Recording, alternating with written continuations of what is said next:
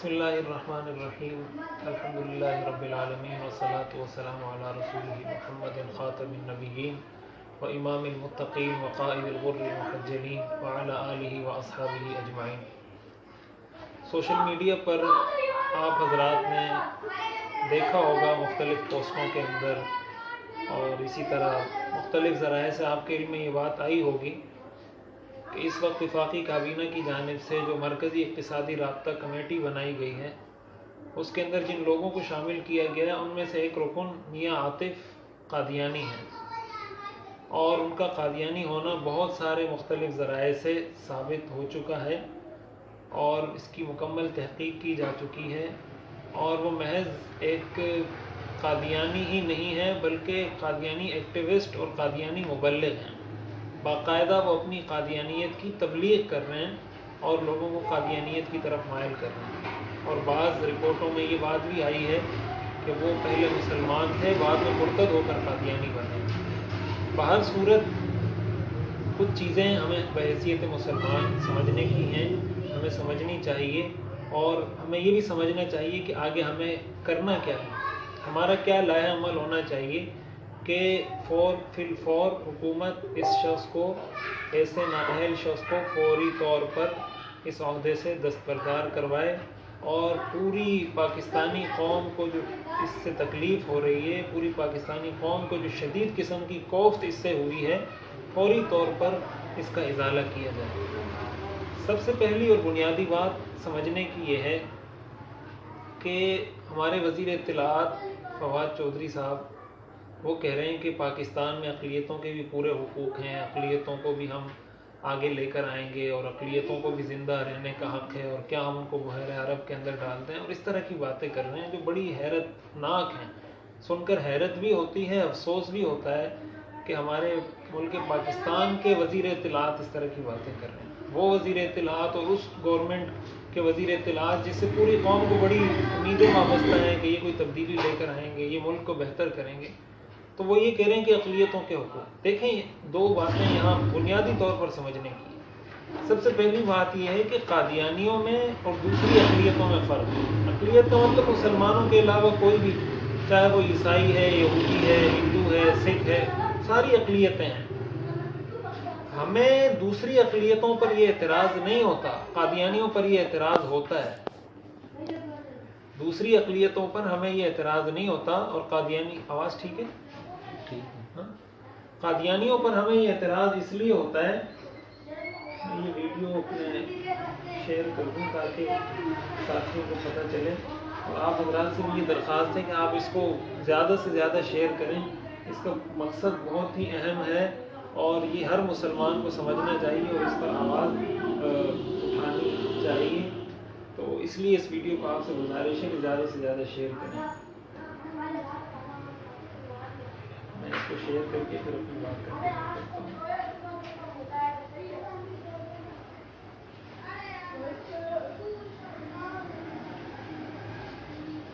جتنے بھی دوست احباب اس کو دیکھ رہے ہیں اس وقت، میری آپ تمام حضرات سے یہ بات ہے کہ اس کو زیادہ شیئر کریں، اور جو چیزیں بتائی جا رہی ہیں اس کو محض ایک رسمی گفتگو نہ سمجھیں۔ میں خصوصی طور پر اسی مقصد کے لیے لائیو آیا ہوں، اور بہت سارے لوگ پوچھ رہے تھے کیا کرنا چاہیے کیا نہیں کرنا چاہیے، اسی مقصد کے لیے میں لائیو آیا ہوں تاکہ آپ حضرات اس کو جو سمجھنے کی چیز ہے اس کو سمجھیں اور جو کرنے کا کام ہے وہ کریں۔ تو میں یہ عرض کر رہا تھا کہ قادیانیوں پر ہمیں خصوصی اعتراض کیوں ہوتا ہے۔ یہ بات جو بار بار کی جاتی ہے کہ یہ بھی اقلیت ہے وہ بھی اقلیت ہے، دیکھیں بات یہ ہے کہ عیسائی اپنے آپ کو عیسائی کہتے ہیں، یہودی اپنے آپ کو یہودی کہتے ہیں، اور ہندو اپنے آپ کو ہندو کہتے ہیں، اور سکھ اپنے آپ کو سکھ کہتے ہیں۔ ہمیں اس پر کوئی اعتراض نہیں ہے۔ شروع سے مختلف مذاہب چلے آ رہے ہیں دنیا کے اندر، کوئی مسلمان، کوئی یہودی، کوئی عیسائی، شروع سے چلے آ رہے ہیں، قیامت تک یہ رہیں گے سارے، اس پہ ہمیں کوئی اعتراض نہیں ہے۔ قادیانیت کا معاملہ اس لیے مختلف ہے کہ یہ ہیں کافر، ہیں یہ اقلیت میں، اور اپنے اس غلط اور جھوٹے مذہب کو یہ لیبل دیتے ہیں اسلام کا۔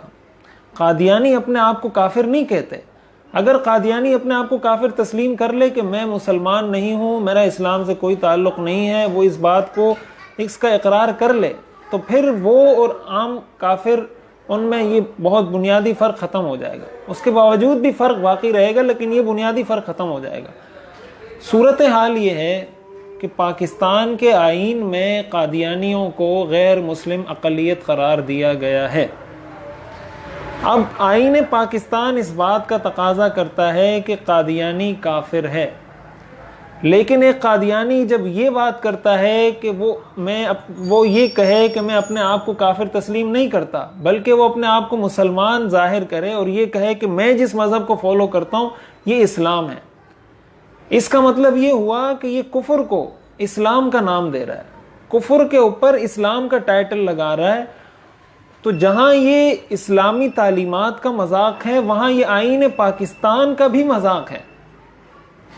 ایسے شخص کو آئین پاکستان کا غدار قرار دیا جائے گا.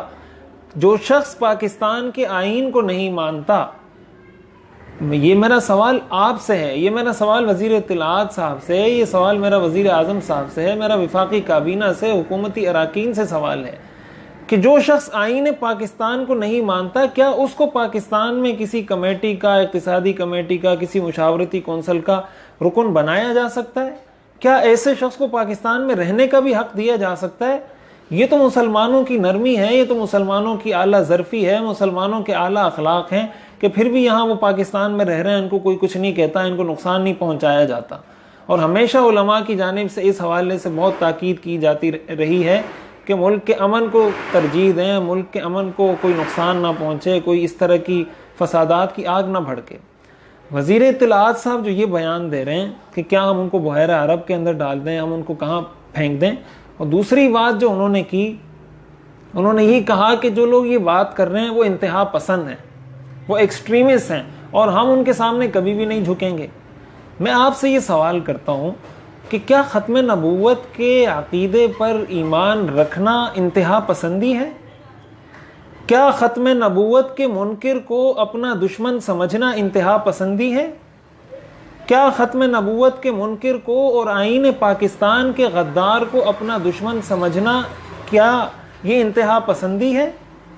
اگر اسی کو انتہا پسندی کہا جاتا ہے تو جناب والا پھر مجھے یہ بتائیں کہ مسلمان اور انتہا پسند کی تعریف میں ذرا مجھے فرق کر کے بتائیں کہ مسلمان کس کو بولتے ہیں اور انتہا پسند کس کو کہتے ہیں. حقیقت یہ ہے کہ ان کے اس بیان سے پوری قوم کو شدید تکلیف ہوئی ہے. جو امیدیں اس حکومت سے وابستہ کی گئی تھی اس کو شدید دھچکا لگا ہے. ہماری حکومت کو چاہیے کہ فی الفور اس کا ازالہ کرے، فی الفور ایسے شخص کو عہدے سے برطرف کرے، فی الفور ایسے شخص کو ہٹائے تاکہ قوم کی جو امیدیں اس حکومت سے وابستہ ہیں وہ اس کو سمجھ سکیں کہ واقعتاً ہمارے اس ملک میں کوئی بہتری آئے گی، کوئی تبدیلی آئے گی. وزیر اعظم عمران خان صاحب نے جب گستاخانہ خاکوں پر ایک دو ٹوک موقف قوم کے سامنے پیش کیا اور پوری دنیا کے سامنے مسلمانوں کی ترجمانی کی، ہم نے باقاعدہ اس کی تائید کی. بہت سارے لوگوں نے ہمیں اس پر طعن و تشنیع کا نشانہ بھی بنایا کہ آپ حکومت کی تعریف کر رہے ہیں، یہ کر رہے ہیں، وہ کر رہے ہیں، آپ کو سازشوں کا نہیں پتہ وغیرہ وغیرہ. باہر کے ہم نے اس کی تعریف کی، ہم نے بتایا لوگوں کو. ہمارا سوشل میڈیا آپ فیس بک پر دیکھ لیں، ٹویٹر پر دیکھ لیں، ہر جگہ ہم نے جا کے تائید کی کہ انہوں نے یہ کام کیا ہے. اس پر ہر مسلمان کو ان کی تائید کرنی چاہیے، چاہے اس کا تعلق پی ٹی آئی سے ہو، چاہے اس کا تعلق جمعیت علماء اسلام سے ہو، چاہے کسی بھی پارٹی سے اس کا تعلق ہو. تو جہاں ہم نے وہاں تعریف کی، وہاں ہم یہ بات آپ کے لیے، آپ کی حکومت کے لیے نقصان دہ سمجھتے ہیں. دیکھیں مسلمان ہر چیز پہ کمپرومائز کر سکتا ہے. یہ گستاخانہ خاکوں کے معاملے میں بھی آپ نے دیکھ لیا. ختم نبوت کے معاملے پر مسلمانوں کا کمپرومائز کرنا ناممکن ہے. انتہائی حساس معاملہ ہے، انتہائی حساس معاملہ ہے. اس کو بہت سوچ سمجھ کے. اور وہ وزیر اطلاعات صاحب یہ کہہ رہے ہیں کہ ہم مدینہ کی ریاست قائم کرنے جا رہے ہیں اور مدینہ کی ریاست میں اقلیتوں کو حقوق ملتے تھے. جناب والا اقلیتوں کو حقوق ملتے تھے. حضرت ابوبکر صدیق رضی اللہ تعالیٰ عنہ نے حضور علیہ الصلوۃ والسلام کے وصال کے بعد سب سے پہلے جو جنگ کی تھی وہ کس کے خلاف کی تھی؟ انہی ختم نبوت کے منکروں کے خلاف، مسیلمہ کذاب کے خلاف. کیا وہ مدینہ کی ریاست نہیں تھی؟ وہ خلفائے راشدین میں سے پہلے خلیفہ ہیں حضرت ابو بکر صدیق، خلفائے راشدین کی ہماری جانب سے مثالیں دی جا رہی ہیں، تو آپ کیا نعوذ باللہ اس کو یہ تعبیر کریں گے کہ مدینہ کی ریاست میں اقلیتوں کو رہنے کا حق نہیں تھا؟ ختم نبوت کا مسئلہ انتہائی حساس مسئلہ ہے، اس پر گفتگو کرنے سے پہلے 100 دفعہ آپ کو سوچنا چاہیے، اور ہمیں حیرت اس بات پر ہے کہ اس پر ہمارے بہت سارے دوست سیاست چمکا رہے ہیں۔ دیکھیں، پی ٹی آئی کے دوستوں کے اوپر 2 فرض عائد ہوتے ہیں، ایک عام مسلمان پر تو ایک فرض عائد ہوتا ہے کہ وہ اس غلط کام کے خلاف آواز اٹھائے، پی ٹی آئی کو جن لوگوں نے ووٹ دیا ہے ان پر 2 فرض عائد ہوتے ہیں۔ یہ حکومت اگر آئی ہے آپ کے ووٹوں سے آئی ہے، آپ نے ووٹ دیا ہے تو یہ حکومت منتخب ہو کر آئی ہے۔ وزیر اطلاعات صاحب کہہ رہے ہیں ہمیں 2 کروڑ ووٹ ملیں، تو کیا ہمیں وہ لوگ اسلام سکھائیں گے جنہوں نے 10 لاکھ ووٹ حاصل کیے ہیں؟ تو جناب والا، کیا اسلام سکھانے کے لیے ضروری ہے کہ وہ 2 کروڑ ووٹ حاصل کریں پھر وہ آپ کو اسلام سکھائیں گے؟ ہمارے وزراء کو، ہمارے سیاسی پارٹیوں میں سے اکثر لوگوں کو دعائے قنوت نہیں آتی، سورہ اخلاص پڑھنا نہیں آتی، درود شریف پڑھنا نہیں آتا، اور بیٹھ جاتے ہیں اسلامی موضوعات پر، اتنے تحقیق طلب موضوعات۔ اسلامی ریاست کا چلانا پورا ایک تفصیل طلب موضوع ہے، اس پر بغیر کسی روک ٹوک کے، بغیر کسی بریک لگائے، بغیر کوئی سوچے سمجھے بس جو منہ میں آئے بول دیتے ہیں۔ جن لوگوں نے ساری زندگیاں دین سیکھنے، دین سمجھنے میں گزاری ہیں، ان کو تو آپ نے انتہا پسند قرار دے دیا، اور خود جب دین کی بنیادی چیزیں بھی معلوم نہیں، خود آپ بیٹھ گئے مدینہ کی ریاست کو بیان کرنے، اس کو ڈیفائن کرنے کہ یہ مدینہ کی ریاست میں ہوتا تھا۔ تاریخ اٹھا کر دیکھیں، سب سے زیادہ صحابہ کرام جس جنگ میں شہید ہوئے ہیں وہ وہی جنگ تھی جو ختم نبوت کے منکروں کے خلاف ہوئی تھی۔ حضور علیہ الصلوۃ والسلام نے اپنی حیات طیبہ کے اندر جتنی جنگیں لڑی ہیں ان میں جتنے صحابہ شہید ہوئے ہیں، اس ایک مسیلمہ کذاب کے خلاف ہونے والی جنگ میں اس سے ڈبل ٹرپل صحابہ شہید ہوئے ہیں۔ تو کیا صحابہ کی جانیں معاذ اللہ کوئی اتنی بے وقعت تھی، بے قیمت تھی کہ انہوں نے اپنی جانیں لٹا دی اس موضوع پر؟ اگر ہم ختم نبوت کا عقیدہ نکال دیں، اسلام سے اگر اس کو نکال دیں، آپ ٹھیک ہے آپ یہ کہیں گے کہ ہم نے نکالا تو نہیں، ہمارا تو یہی عقیدہ ہے، ختم نبوت پر ہمارا عقیدہ ہے، ٹھیک ہے آپ کا عقیدہ ہے، لیکن بحیثیت ایک مسلمان اور بحیثیت ایک پاکستانی، کیا آپ کو اسلام اور پاکستان کا آئین اس بات کی اجازت دیتا ہے؟ یہ آئین پاکستان کے خلاف ہے، آئین پاکستان کی غداری ہے کہ ایک غدار شخص کو آپ اپنی مشاورتی کونسل میں شامل کر رہے ہیں۔ اور ایک اور اہم بات سمجھنے کی یہ ہے کہ یا تو یہ کہا جاتا ہے کہ ان سے ہمیں فائدہ پہنچے گا اور یہ ہوگا اور فلاں ہوگا، آپ کے سامنے تاریخ موجود ہے۔ اس سے پہلے پاکستان کی مرکزی اداروں میں یا مرکزی پوسٹوں پر یا اس طرح کے کلیدی عہدوں پر جہاں بھی قادیانی اس سے پہلے آئے ہیں، آپ ان کی تاریخ اٹھا کر دیکھیں، ہمیشہ انہوں نے ملک کو نقصان پہنچایا ہے۔ کہاں کون سی ایسی جگہ ہے آپ مجھے بتائیں کوئی کسی قادیانی نے جا کر پاکستان کی تعریف کی ہو؟ آپ قادیانیوں کا جو اس وقت کا بڑا ہے اس کی تقریریں اٹھا کر دیکھیں، وہ آئین پاکستان کو توڑنے کی باتیں کر رہا ہے، پاکستان کو توڑنے کی باتیں کر رہا ہے، وہ یہ کہہ رہا ہے کہ یہ ملک چلے گا نہیں اور ہم اس کو توڑ کے چھوڑیں گے، نعوذ باللہ، خدا نخواستہ، وہ اس طرح کی باتیں کر رہے ہیں، اور ہم ان کو ڈیفینڈ کرنے کی کوشش کر رہے ہیں، ان کا دفاع کرنے کی کوشش کر رہے ہیں۔ اگر وہ اس ملک میں رہتے ہیں، اس پر اگر کچھ نہیں کہا جا رہا، یہ ان پر مسلمانوں کا احسان ہے کہ اتنے بڑے گستاخ ہو کر بھی ان کو یہاں رہنے دیا ہوا ہے، اور الٹا اٹھا کر ان کو ہمارے اوپر مسلط کیا جا رہا ہے۔ ہمیشہ قادیانیوں نے اسرائیل کے سامنے، انڈیا کے سامنے، امریکہ کے سامنے ہمارے سارے راز فاش جو کیے وہ قادیانیوں نے کیے۔ جہاں بھی اس کلیدی عہدے پر آئے، یہ تو اپنا پیٹ ننگا کرنے والی بات ہے، ان کو ظاہر اندر کی ساری چیزوں کا پتہ چل جاتا ہے، کیا چل رہا ہے، کیا کمزوری ہے، کیا بہتری ہے۔ اب وہ آپ کی ساری کمزوریاں آپ کے دشمن کے سامنے رکھ دیں، انڈیا کے سامنے رکھ دیں، تو آپ تھوڑا سا سوچیں، یہ انتہا پسندی ان چیزوں کو تھوڑا سائڈ پہ رکھیں، عقل کو تھوڑا سا استعمال کریں کہ کیا یہ ملک کے مفاد میں ہے کہ آپ کی ساری کمزوریاں آپ کے دشمن کو پتہ چل جائیں، کل انہی کمزوریوں کو لے کر وہ پھر آپ کو چیلنج کرنا شروع کر دے، آپ کو دھمکیاں دینا شروع کر دے، اور انہی کمزوریوں کو پکڑ کر وہ آپ سے اپنے مقاصد حاصل کرنا شروع کر دیں، کیا یہ آپ کے لیے کوئی بہتر فیصلہ ہوگا؟ تو ظاہر ہے یہ نہ اسلام اس کی اجازت دیتا ہے، نہ آئین پاکستان اس کی اجازت دیتا ہے، نہ عقل اس بات کی اجازت دیتی ہے۔ تو کس طریقے سے ہم پر اس کو مسلط کیا جا رہا ہے؟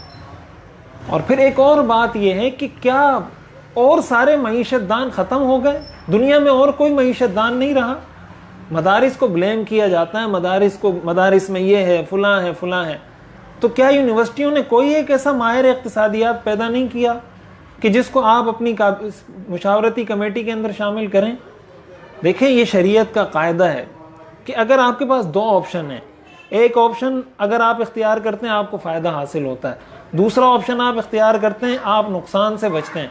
شریعت یہ کہتی ہے کہ نفع حاصل نہ کرو لیکن اس نقصان سے اپنے آپ کو بچاؤ، یہ شریعت کا اصول ہے۔ مدینہ کی ریاست کی باتیں کرنے والوں کو یہ اصول تو پتہ ہونا چاہیے۔ ہمیں اگر کچھ نفع کی امید ہو رہی ہے کہ یہ ہمارا کوئی اچھا مستقبل اس سے بہتر ہو جائے گا، کوئی اچھے معاشی فیصلے ہو جائیں گے، تو دوسری جانب یہ نہیں دیکھ رہے کہ مسلمانوں کو کتنا نقصان ہو رہا ہے، اسلامی ریاست کو کتنا نقصان ہو رہا ہے، پاکستان کو اس سے کتنا نقصان ہو رہا ہے، ہمارے ملک کی کمزوریاں دوسروں کے سامنے آ رہی ہیں، اور پھر یہ مزید آئیں گے، اس کے اندر پینیٹریٹ کریں گے اور اپنے ان اداروں کے اندر اپنے لوگوں کو شامل کریں گے۔ سب سے بڑا مسئلہ یہ ہے کہ یہ اپنے آپ کو کافر تسلیم نہیں کرتے، اور اس سے بڑا مسئلہ یہ ہے وزیر اطلاعات صاحب کہ یہ آپ کو بھی کافر سمجھتے ہیں، یہ وزیر اعظم صاحب کو بھی کافر سمجھتے ہیں، یہ آپ کو مسلمان نہیں سمجھتے۔ وہ ہم سب مسلمانوں کو، ان کے قادیانی نے یہ بات لکھی ہے، غلیظ ترین گالیاں، آپ ان کا لٹریچر تو اٹھا کر پڑھیں، کنجریوں کی اولاد تک کہا ہے، خنزیر کی اولاد تک وہ ہمیں اور آپ کو کہتے ہیں۔ ہم رواداری کا درس دیتے ہوئے اور اسلام اور محبت اور نام ایسے خوبصورت ہم لے رہے ہوتے ہیں کہ جی اسلام اس چیز کا درس دیتا ہے۔ اسلام کیا آپ لوگوں کو سکھائیں گے یا یہ علماء لوگوں کو بتائیں گے؟ پوری مسلمان قوم کو، پوری پاکستانی قوم کو تو آپ نے ایک ہی لفظ میں انتہا پسند بنا دیا، ایکسٹریمسٹ بنا دیا۔ میں یہ بات عرض کر رہا تھا کہ تحریک انصاف کے کارکنوں کی دو ذمہ داریاں ہیں، ایک تو بحیثیت مسلمان آپ کی ذمہ داری ہے کہ آپ اس پر آواز اٹھائیں، دوسرا اس لیے بھی آپ کی ذمہ داری ہے کہ آپ نے ان کو پہنچایا ہے، آپ نے ان کو حکومت میں پہنچایا ہے۔ جب حکومت میں پہنچایا ہے تو یاد رکھیں ان کے اچھے بھلے اور برے کے ذمہ دار بھی آپ ہیں، قیامت کے دن جواب دینا ہوگا، حضور علیہ الصلوۃ والسلام کے سامنے پیش ہونا ہوگا۔ کیا آپ حضور علیہ الصلوۃ والسلام کے سامنے منہ دکھانے کے قابل ہوں گے اگر آپ اس کے خلاف آواز نہیں اٹھاتے؟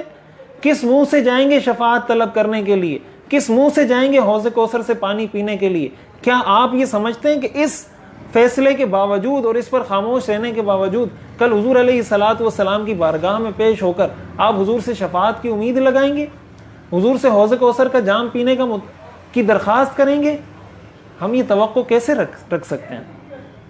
تحریک انصاف کے کارکنوں کی، رہنماؤں کی ڈبل ذمہ داری ہے، ان پر ڈبل ذمہ داری عائد ہوتی ہے، ان پر فرض ہے کہ وہ اس کے خلاف آواز اٹھائیں، جو ہمارے وزراء ہیں، جو ہمارے سینٹ کے ارکان ہیں، وہ اس کے خلاف آواز اٹھائیں اور بھرپور قسم کی ایسا احتجاج کریں، ایسی بات کریں جس سے ان کو پتہ چلے کہ مسلمان اس کو برداشت نہیں کر سکتے۔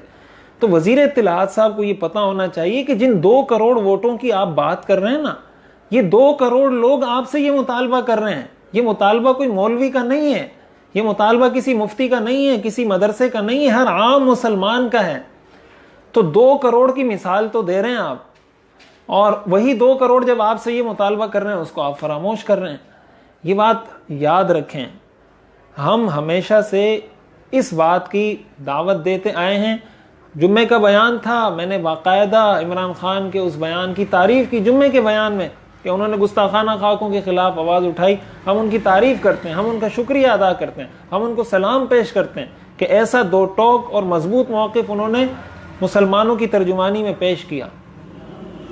تو ہمیں نہ آپ سے کوئی دشمنی ہے، نہ کوئی عداوت ہے، نہ کوئی بغض ہے، نہ کوئی کینہ ہے ہمارے دلوں میں آپ کے لیے، ہم آپ کے خیر خواہ ہیں۔ ہم اس پر قسم کھانے کے لیے تیار ہیں کہ ہم آپ کو نقصان نہیں پہنچانا چاہتے، ہم آپ کے خیر خواہ ہیں۔ حدیث شریف میں آتا ہے الدین النصیحہ، کہ دین خیر خواہی کا نام ہے۔ صحابہ نے پوچھا کس کی خیر خواہی؟ آپ نے فرمایا للہ ولرسولہ ولکتابہ ولائمۃ المسلمین وعامتہم، اللہ کے لیے, رسول کے لیے, مسلمانوں کے حکمرانوں کے لیے, مسلمانوں کے عام لوگوں کے لیے خیرخواہی رکھنا یہ دین ہے. ہم آپ کو بتا رہے ہیں کہ آپ کی یہ ڈائریکشن غلط ہے, آپ اس ڈائریکشن میں چل کے غلط منزل پہ پہنچیں گے. جس منزل کی آپ بات کر رہے ہیں, مدینہ کی ریاست میں کبھی بھی مدنی کریم صلی اللہ علیہ وسلم کا غدار دشمن, ان کی ختم نبوت پر حملہ کرنے والا کبھی بھی مدینہ کی ریاست کا ممبر نہیں رہا. ان باتوں کو سمجھیں. اور ہمیں افسوس اس بات پر ہوتا ہے کہ تحریک انصاف سے وابستہ کچھ علماء کی جانب سے حمایت کی جا رہی ہے حکومت کی.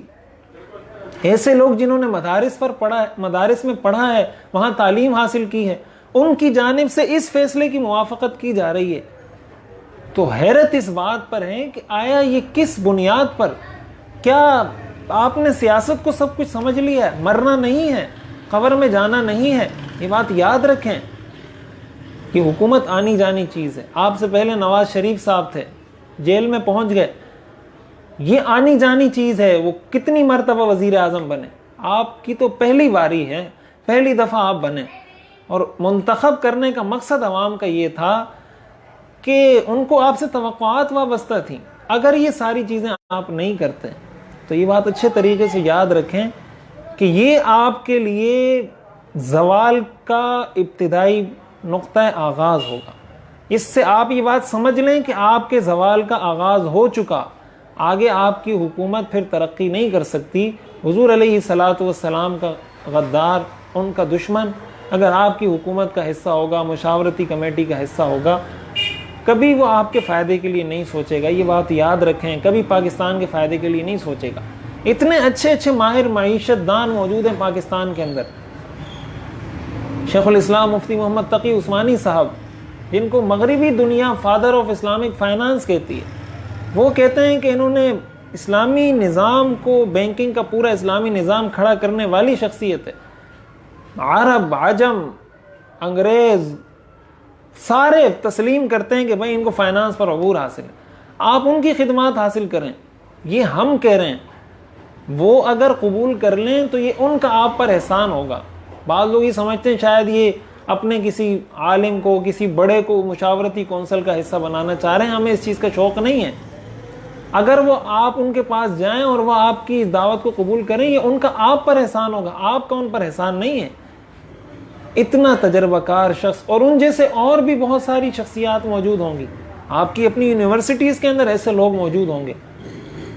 تو آخر ایسا کون سا کام ہے کہ اگر یہ قادیانی اس کمیٹی میں نہیں ہوگا تو آپ کی وہ کمیٹی ترقی نہیں کر سکے گی؟ اور اس پر تو یہ بھی لکھا گیا کہ جو فارمولہ اس کے پاس ہے وہ تو امریکہ میں 2008-9 میں اپنایا گیا اور فیل ہو چکا ہے. پوری مغربی دنیا کی معیشت کو اسی فلسفے اور اسی فارمولے نے بٹھایا جو فارمولے پیش کرنے جا رہا ہے. تھوڑا ہوش کے ناخن لیں. مسلمانوں کو, پاکستانی قوم کو اس سے شدید تکلیف ہے, اور کبھی بھی ہم خاموش نہیں ہوں گے اس موضوع پر بات کرنے سے. میری آپ سے درخواست ہے کہ جب تک اس قادیانی شخص کو اس عہدے سے ہٹایا نہیں جاتا, وضاحت نہیں کی جاتی, یہ خبریں پھیلائی جا رہی ہیں کہ جی خبر آ رہی ہے کہ اس کو ہٹایا جا رہا ہے, ایسی غلط خبریں پھیلانے سے بھی آپ اجتناب کریں. جب تک آپ کے پاس مصدقہ اطلاع نہیں, آپ کیوں اس کمپین کو نقصان پہنچانا چاہتے ہیں, یا کیوں خواہ شک میں لوگوں کو مبتلا کرنا چاہتے ہیں؟